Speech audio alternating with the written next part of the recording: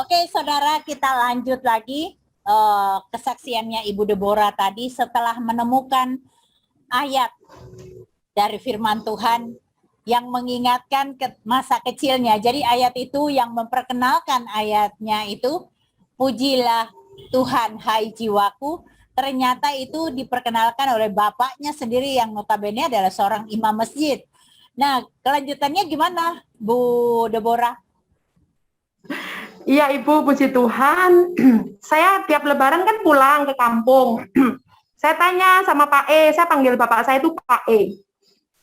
Pak E, Pak E dulu punya tulisan yang itu loh, yang pujilah Tuhan jiwaku, yang di sini nih, di mana sekarang? Saya tanya. Beliau bilang, sudah tak bakar gitu. Itu ternyata orang Kristen punya gitu. Terus ya sudah, saya diam. Lalu saya kalau pulang Ibu, itu ada hal-hal yang aneh yang saya alami karena memang bapak saya itu punya jimat juga banyak. Bapak saya itu jimatnya banyak. Iya.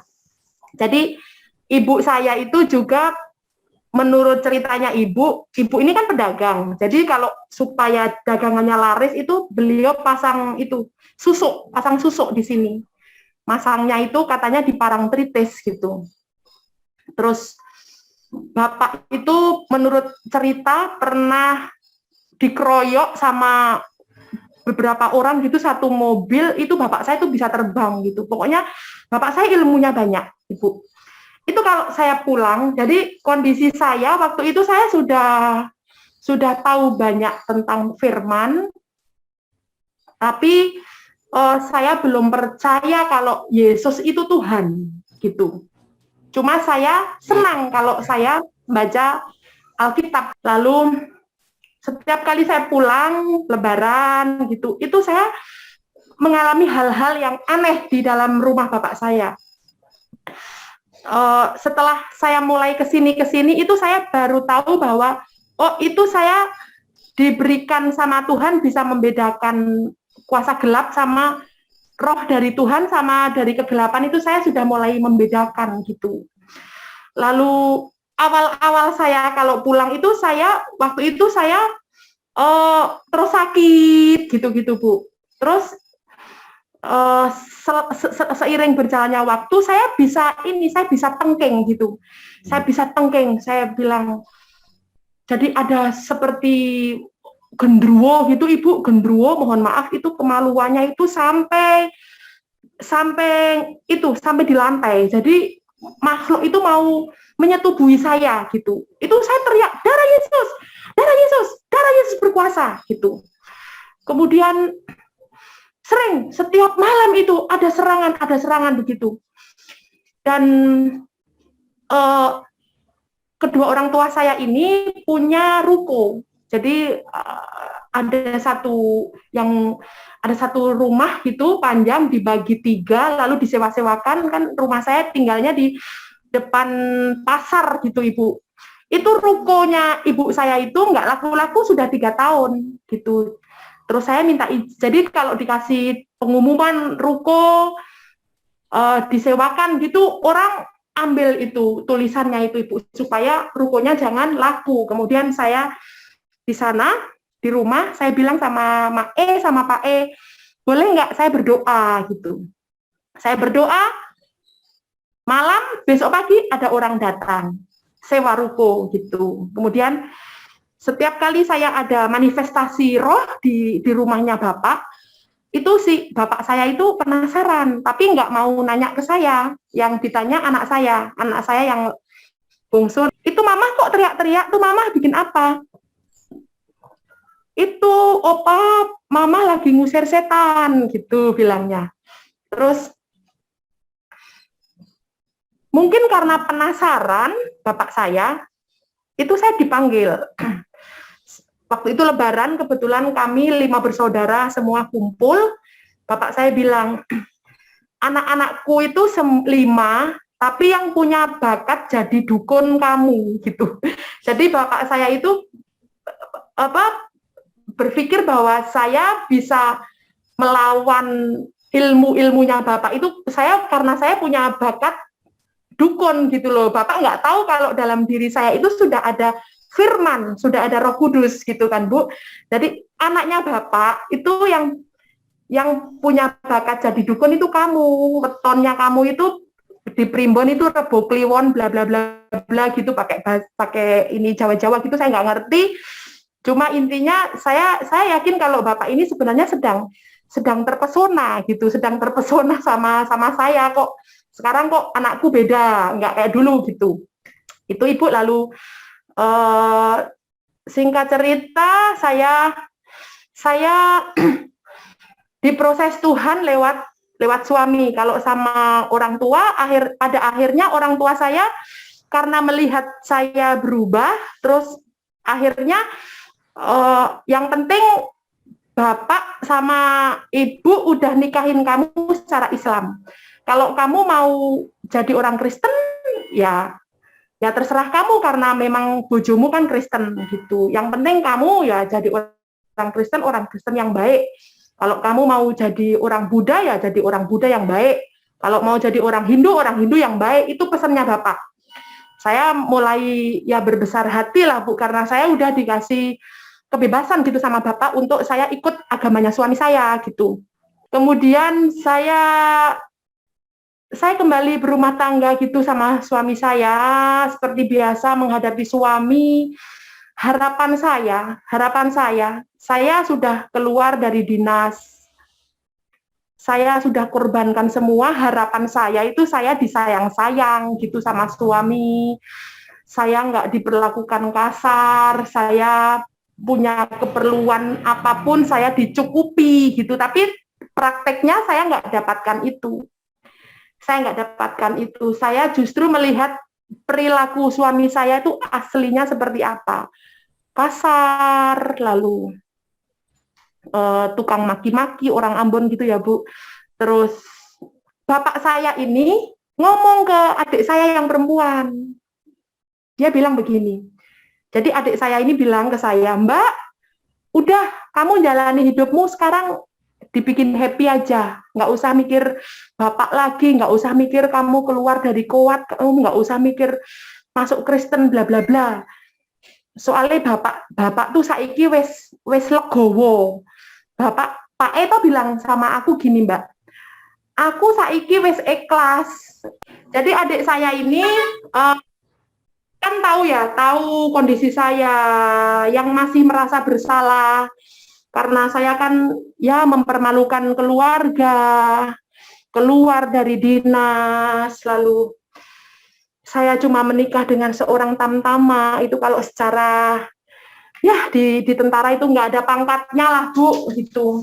Terus adik saya ini pesen gitu loh, "Mbak, udah Mbak, nggak usah digawe pikiran, udah jalani hidupmu aja, enjoy, nggak usah terlalu merasa bersalah begini dan begitu, udah nggak usah." Bapak tuh loh tadi malam nelpon aku bilang gini, "Aku saiki udah ikhlas,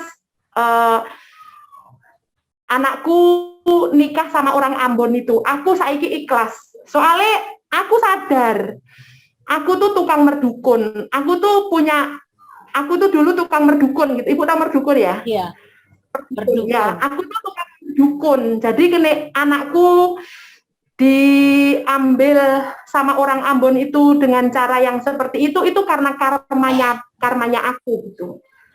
Jadi itu aku kasihan sama anakku, aku kasihan sama, jadi bapak saya itu kasihan sama saya, bapak saya itu merasa kasihan sama saya karena saya itu menjadi hidup seperti ini tuh karena bapak saya itu dulu suka ke dukun-dukun, jadi saya itu dapat laki-laki juga dipelet orang gitu loh, Bu. Gimana itu bahasanya? Seperti itu. Jadi justru bapak saya itu kasihan gitu sama saya gitu. Udah, terus buat saya itu sudah suatu inilah, Bu, sudah suatu, saya tuh lega sedikit, enggak terus yang tertuduh gitu, enggak.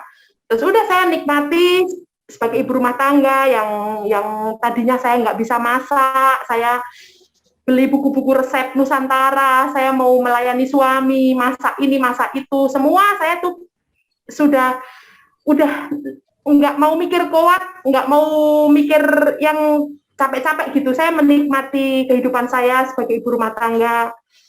Tapi ternyata suami saya itu aslinya jelek sekali sifatnya, kasar, terus tukang pukul, suka mukul saya gitu. Terus ya saya suka dipukul, terus dari kejadian itu tuh terus sudah mulai muncul penyesalan dan lain sebagainya, begini dan begitu sudah. Tapi saya itu selalu dikuatkan sama firman Tuhan. Jadi selalu diajari sama senior-senior saya, tetap berkatakan terima kasih buat suami yang baik, mengucap syukur dalam segala hal gitu. Allah turut bekerja dalam segala perkara untuk mendatangkan kebaikan. Jadi ayat-ayat itu yang justru meneguhkan saya, menguatkan saya, dan saya memaksakan hidup saya untuk kuat dan untuk segala-galanya itu doa gitu. Jadi lewat melihat karakter suami saya seperti itu tuh justru saya punya kesukaan untuk curhat ke Tuhan gitu. Dan saya selalu mendapatkan kelegaan gitu, walaupun saat itu saya belum percaya kalau Yesus itu Tuhan. Saya belum percaya. Saya ya waktu itu pikiran saya itu ya Yesus itu seperti Nabi Muhammad begitu. Lama-kelamaan saya diajak oleh satu teman, beliau dokter, orang Irian, orang Jayapura, dokter sahabat saya, untuk ibadah di gereja karismatik. Tadinya kan saya di gereja Protestan gitu, yang kalau doanya tuh cuma hafalan gitu. Terus setelah saya masuk di karismatik, saya diajari bahwa Tuhan itu tahu yang kita perlukan tanpa kita minta. Yang penting kita mau menyenangkan hati Tuhan dulu. Terus saya tanya, Pak Pendeta, menyenangkan hati Tuhan itu bagaimana? Puji dia, sembah dia, agungkan dia, muliakan Tuhan, nyanyi. Saya kesempatan, saya kan senang nyanyi. Saya tuh hobi nyanyi, walaupun kadang-kadang suaranya fales. Saya tuh senang nyanyi. Ya, kesempatan saya yang tadinya kalau berdoa kan, Bapak kami, amin gitu. Itu saya mulai nyanyi, saya memuji Tuhan begitu. Tapi saya belum tahu menyembah. Saya baru tahu memuji. Saya memuji. Kok saya merasakan sesuatu gitu, Bu. Seperti saya itu terbang gitu, Bu. Rasanya itu kalau sekarang itu hadirat Allah, itu namanya hadirat Allah. Dari situ Ibu saya senang memuji Tuhan, habis memuji Tuhan terus saya baru mulai berdoa. Dan anehnya itu justru semua kebutuhan saya yang saya perlukan, dari soal dapur sampai baju, itu semua bukan dari pemberiannya suami saya. Tuhan sendiri yang menyediakan semua keperluan saya itu dengan caranya Tuhan. Dengan caranya Tuhan. Kemudian mulai saat itu saya mulai punya hubungan intim dengan Tuhan. Kemudian saya minta dibaptis. Saya waktu itu minta dibaptis, saya baptisan air tahun 2004. Itu saya 2004 baru saya percaya kalau Yesus itu Tuhan, Ibu. Saya baru percaya. Kemudian 2004 saya harus ikut suami saya pindah ke Ambon. Sampai di Ambon, saya harus ikut suami saya di Protestan. Kalau saya ibadah di gereja karismatik, suami saya bilang, itu gereja tepuk tangan gitu, gereja menangis-menangis, katanya itu sesat gitu. Saya bilang, tapi aku bertumbuh di situ, Pak, gitu. Kamu nikah sama aku, gitu. Jadi kamu harus ikut aku, gitu. Udah saya ngalah, saya ikut dia. Tapi anehnya dia nggak pernah ke gereja. Dia nggak pernah ke gereja, Ibu, baca Alkitab juga enggak. Terus kalau malam minggu gitu tuh dia kumpul-kumpul sama teman-temannya itu Ambon itu minum sopi itu loh, Bu. Kalau orang Jawa tuh minum congyang itu ya. Minum minuman keras, terus puter lagu-lagu tripping gitu. Terus hari Minggu harusnya ibadah sama saya, dia sudah mabuk gitu, udah teler. Sementara anak-anak saya masih kecil, masih TK gitu. Saya mulai kehilangan kehilangan arah gitu Bu. Saya jauh-jauh dari Jawa ikut kamu ke Ambon, pikir saya kamu jadi imam yang baik, kamu jadi teladan buat saya. Tapi ternyata enggak. Akhirnya saya kecewa, Ibu, saya masuk Islam lagi, Bu. Saya masuk Islam lagi, saya sholat lagi, saya beli sajadah, saya beli rukuh semua, saya sholat. Terus saya ikut SMS-nya AA Gim waktu itu. Saya ikut pelajaran-pelajaran Islam semua, saya ikuti. Kok saya malah jadi nggak tertarik sama Islam gitu. Kok begini? Ajarannya kok seperti ini? Terus saya mulai lagi baca Alkitab. Saya mulai baca Alkitab, saya dapat ayat iman sebesar biji sesawi bisa pindahkan gunung, tapi jenis ini tidak cukup dengan doa, tapi harus berpuasa. Selama ini dari tahun 99 saya ikut suami saya ini, gerejanya itu nggak pernah ngajari saya puasa, Bu. Jadi saya nggak pernah puasa. Setelah saya dapat ayat itu, saya puasa. Saya niat, Tuhan, berikan saya iman, Tuhan. Saya mau puasa hari ini, Tuhan. Saya waktu itu komitmen puasa 40 hari. Saya puasa 40 hari, hari yang ke-7, yang saya yakin itu Tuhan sendiri yang menuntun saya. Jadi seharusnya saya ke gerejanya suami, saya ke arah kanan, itu hari itu tuh saya dibawa ke jalan sebelah kiri. Kemudian saya bilang sama tukang ojek, Bang, bisa antar ke gereja karismatik gitu. Oh, ada Bu di sana gitu. Sampai di sana, saya harus jalan kaki, jalan setapak, itu ojek nggak bisa masuk, Bu. Tapi puji-pujian itu sudah terdengar. Jadi jadi jarak dari jalan sampai ke gereja itu masih sekitar 100 meter, tapi puji-pujian itu, musiknya itu udah kedengeran. Waktu saya mendengar pujian itu, saya udah nangis, Bu. Saya udah nangis. Saya nggak tahu itu saya nangis apa, saya nggak tahu. Itu saya belum masuk gereja, Bu. Saya baru dengerin musiknya, musik pujian itu.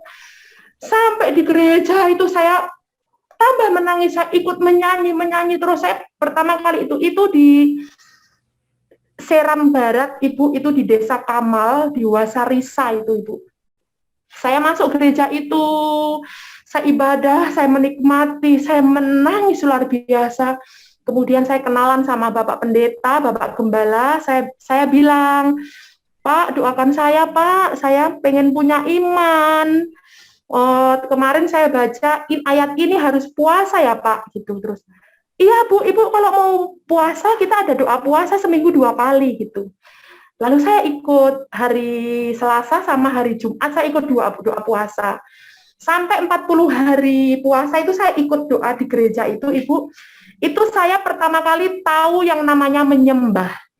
Jadi sebelumnya itu saya, waktu di Jawa itu, sebelum pindah kan cuma tahu memuji saja. Di gereja itu saya masuk gereja, doa puasa. Ini lucu ini Bu, lucu tapi juga wow, luar biasa.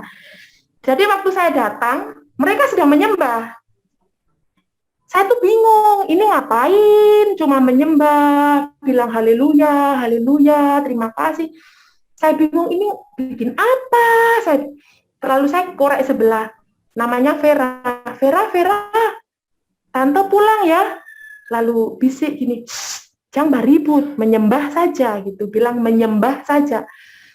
Lalu saya itu, ya saya bilang sama Tuhan, saya datang ke sini mau menyembah, saya mau menyembah Tuhan Yesus, saya bilang gitu. Tiba-tiba baju saya robek, saya kepanasan di dalam dada itu, Ibu Melinda. Sampai mohon maaf BH saya itu kelihatan, saya robek. Kemudian itu kondisi saya lagi puasa, tiba-tiba itu saya itu nyesal karena nggak direkam itu, Bu. Jadi saya tuh merayap-rayap seperti ular itu, Bu. Saya sadar. Itu kalau orang nggak tahu tuh katanya kesurupan gitu ya, tapi itu saya nggak kesurupan. Baju saya itu udah robek sampai di dada sini, karena saya rasa panas di dalam tubuh saya ini. Terpasang. Saya merayap seperti ular.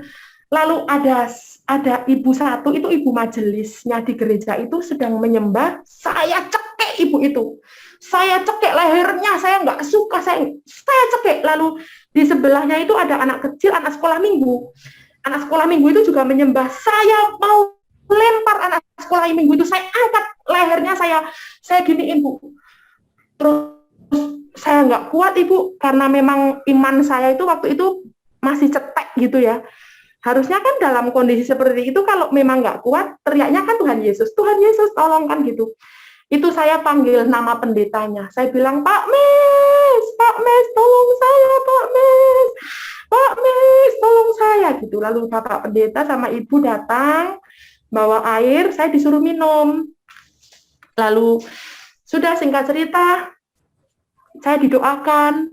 Terus sampai selesai 40 hari itu Ibu, saya didoakan, saya itu seperti saya itu kayak bukan saya yang dulu lagi gitu Ibu. Saya enggak, gimana ya, saya itu jadi orang yang bersyukur, jadi orang yang, saya itu berubah gitu Ibu. Ya, saya enggak ngerokok lagi. Sebelumnya Mbak Deborah merokok ya? Iya, saya kan terlahir di kampung tembakau, jadi petani tembakau. Jadi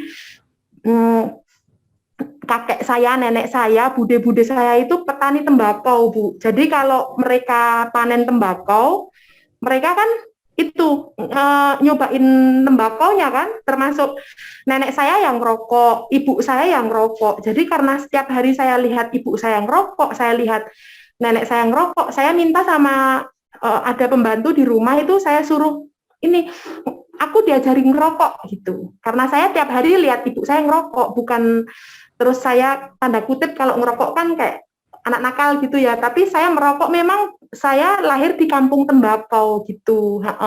Itu setelah saya kenal orang Ambon ini kan juga saya terus jadi perokok yang tanda kutip tadi Ibu. Setelah itu Ibu kejadian itu saya tuh kayak sampai suami saya tuh heran, kok istriku kok sekarang kayak jadi perempuan gitu, kayak mau apa lembut, terus yang gaya-gaya itu yang pokoknya yang mungkin itu dari karakter saya juga hilang, terus kebiasaan-kebiasaan saya kayak ngerokok gitu udah nggak pernah lagi, terus saya menjadi lebih tenang, saya senang baca Alkitab, lalu saya itu punya cita-cita gitu loh Bu. Saya itu kalau lihat WL, saya pengen jadi WL gitu. Jadi setiap hari di rumah itu saya jadi WL untuk kedua anak saya. Jadi kalau maghrib itu saya taruh anak saya masih kecil-kecil, masih TK, saya taruh di atas tempat tidur. Lalu saya itu seperti WL, ayo naikkan pujian buat Tuhan, angkat tanganmu buat Tuhan, haleluya. Pokoknya saya bergirang-girang selalu di rumah itu Bu, bersuka cita selalu ya. Itu sampai saya itu bisa bilang gini, saya bilang, kamu mau ditempatkan di kolong semut sekalipun aku ikut kamu. Aku nggak minta lagi nuntut aku pulang ke Jawa, enggak, pokoknya aku terserah Tuhan. Saiki kamu mau dinas di mana, udah aku ikut kamu, udah aku berserah, ini ada maksud Tuhan. Jadi saya itu ngomongnya juga itu udah kayak apa ya, rohani gitu loh Bu. Kayak rohani gitu, ngomongnya itu udah berubah gitu. Dari situ Tuhan, Ibu ya? saya jadinya berubah mulai jadi seorang kalau WL. doa ya. Jadi Iya WL Ibu, di terus rumah, ya. Oke. Siap. Oke, kita pending sampai di sini dulu. Nanti kita sambung lagi kesaksiannya Bu Deborah di video berikutnya. Iya. Demikian, Ya. terima kasih banyak. Tuhan Yesus memberkati.